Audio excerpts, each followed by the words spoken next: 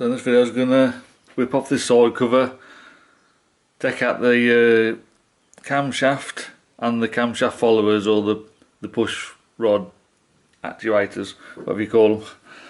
So I'm just going to whip this side cover off first.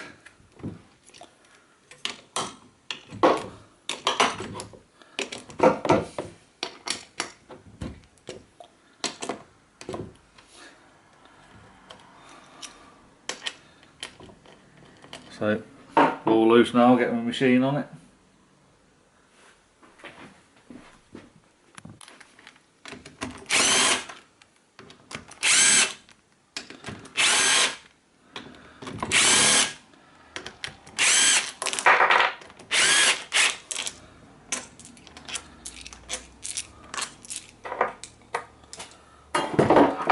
Right, so just gonna pop this cover off, but usually the camshaft does pull out of it and you gotta be wary of the timing when you put it back, but I'm hoping I can get it off so I can show the timing.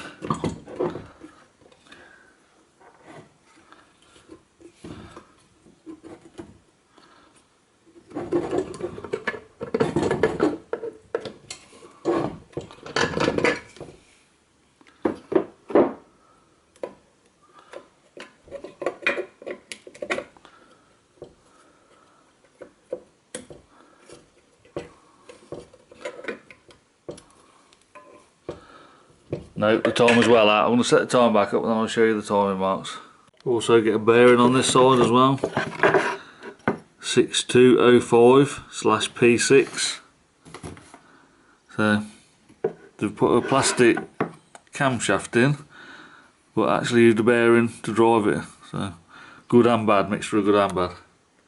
As you can see, that's your timing marks there. The factory put a line through it, but there's two. The dot on the tooth and a dot on the plastic gear. That's all you need to do to time them. I'll just pull the crankshaft out. This plastic gear, helical gear as well, it's hard to put them back in, and that's obviously going to break at some point, but I think the upgraded versions of these engines have got a metal gear for that, but I'll find out. So I was going to pull the camshaft followers, or push rod actuators, I don't really know what they're called, so and that is it.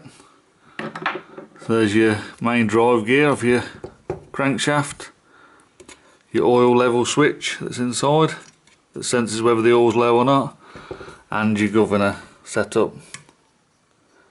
So obviously that spins, and at a certain rev per minute it moves that governor arm up and down, which controls the throttle.